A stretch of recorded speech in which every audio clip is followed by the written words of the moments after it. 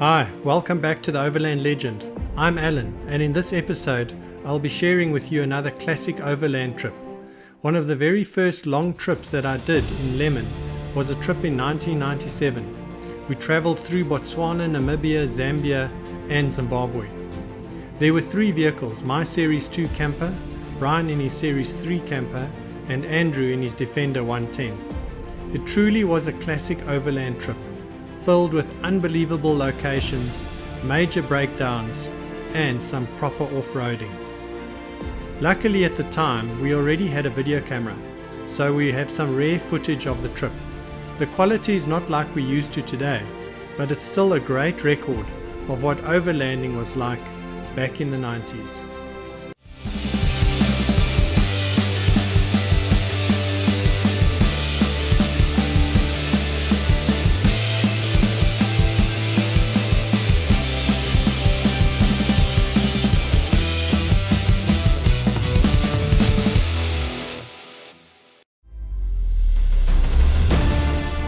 The route that we followed took us from Johannesburg, South Africa, as we headed northwest towards Botswana.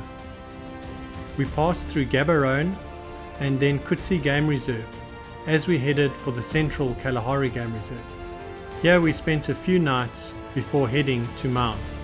Then we travelled around the west side of the Okavango Delta to Tsodilo Hills.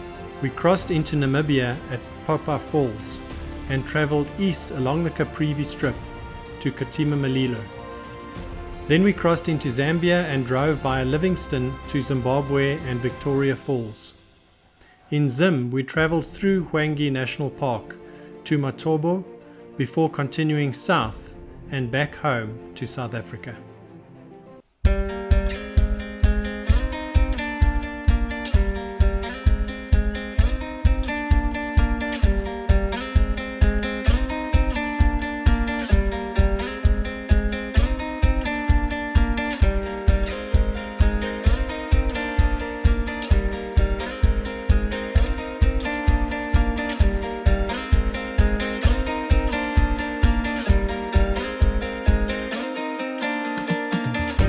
Central Kalahari Game Reserve, or CKGR as it's known, is the largest, most remotely situated reserve in southern Africa and the second largest wildlife reserve in the world, covering 53,000 square kilometers.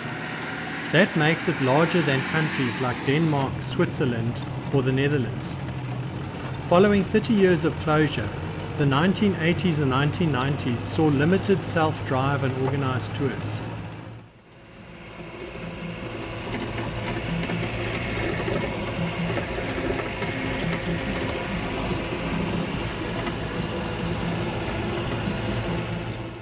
Deception Valley, located in the north, was one of our stops and is one of the highlights due to the dense concentration of herbivores that gather to feed on the sweet grasses that spring to life after the rainy season.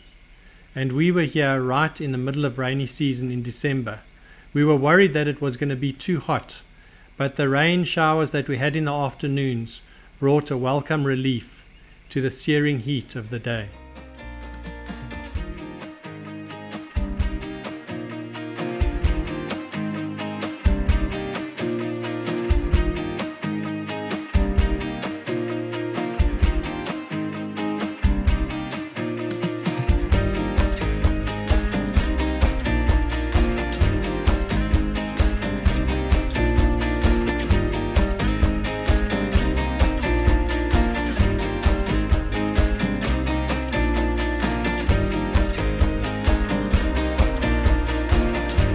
In case you're wondering, this was not the major breakdown that I referred to earlier.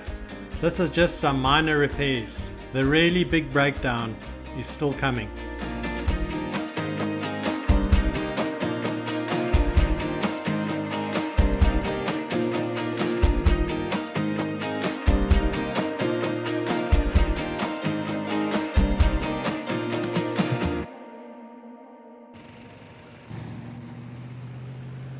The Tsodilo Hills are situated in the northwestern corner of Botswana, about 40 kilometers from Shakawe.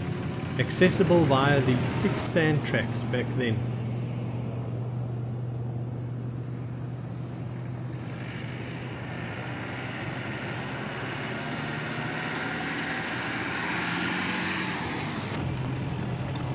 There are 4 chief hills, and the highest, described as the Male, is one of the highest points in Botswana at 1,400 meters above sea level. This is a UNESCO World Heritage Site, consisting of rock art, shelters, depressions, and caves.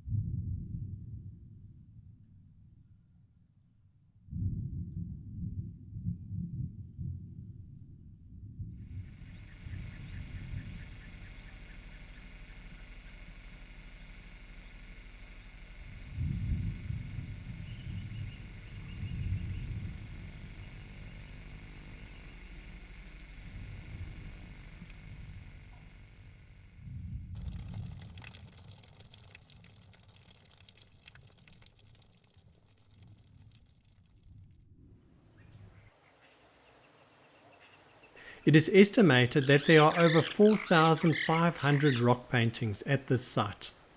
Some of the paintings have been dated to be as early as 24,000 years old. We were lucky to be able to visit many of them.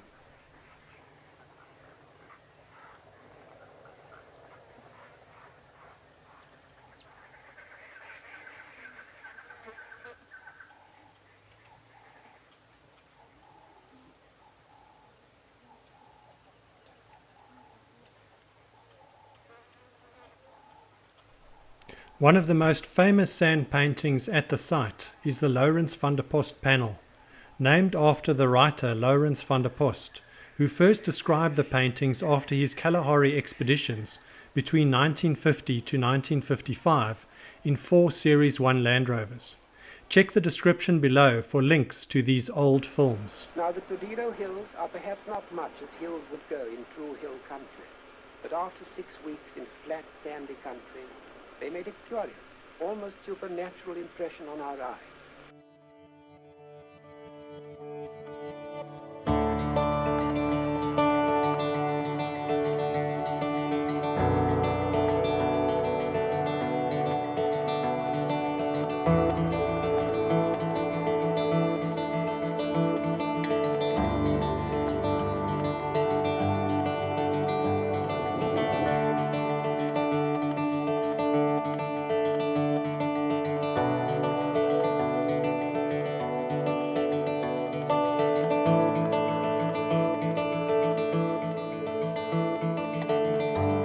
Returning to Katima Mullilo was memorable for me, as I had spent time there during my national service in the late 1980s, so it was nice to go back again.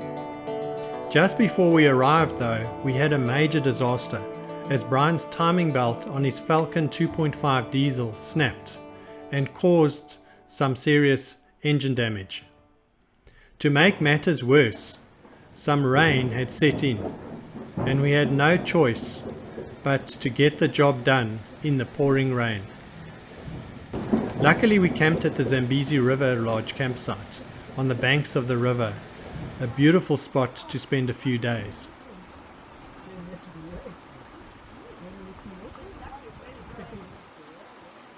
Changing the timing belt on the road is tough enough, but doing it outside in the pouring rain was just next level.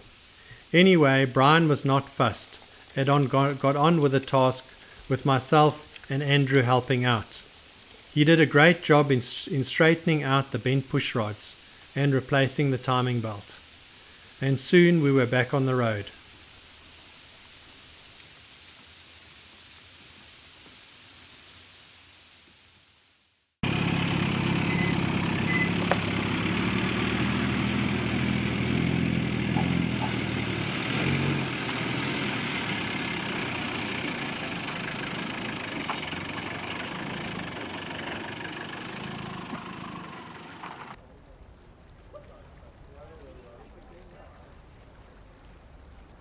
From Katima, we crossed the Zambezi River on the ferry to Sesheke in Zambia.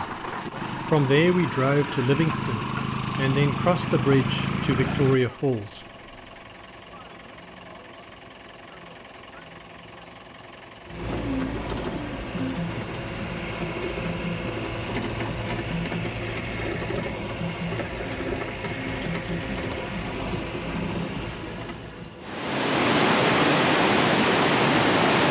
These world-famous falls are spectacular in the middle of the rainy season. With a width of 1.8 kilometers long, these are some of the biggest waterfalls in the world.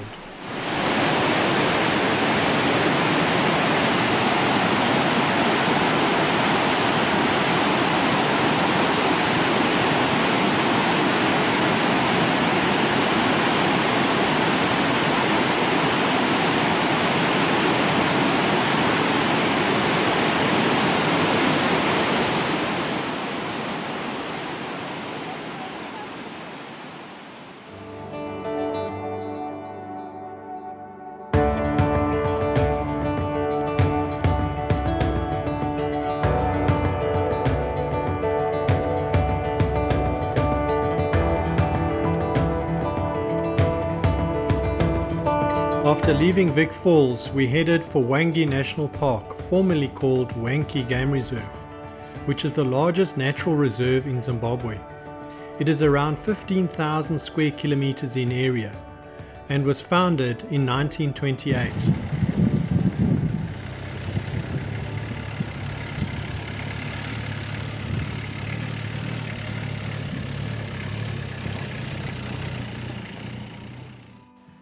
We spent 3 memorable nights here, visiting the Cinematella, Robbins and Main Camp. And all our camps were really exciting at night with some great wildlife visiting us, including some really close hyena sightings.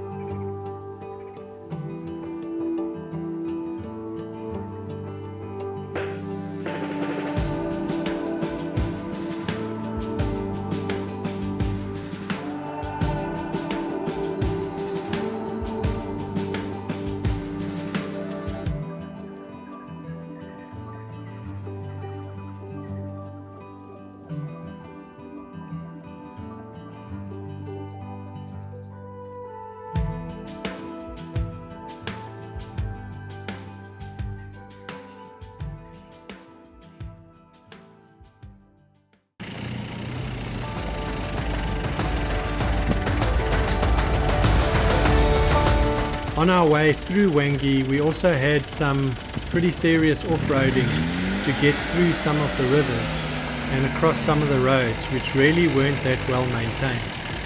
And it was really good fun driving our landies in this bush and off-road areas.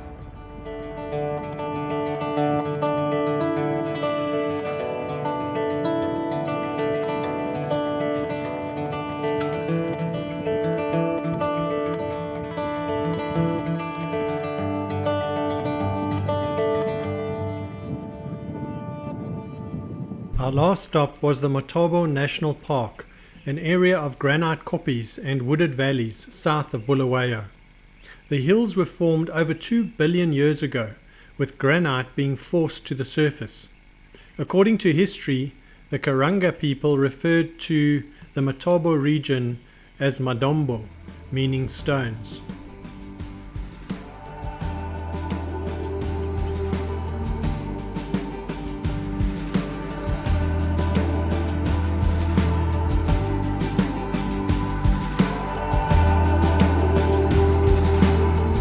And this is where our trip ended.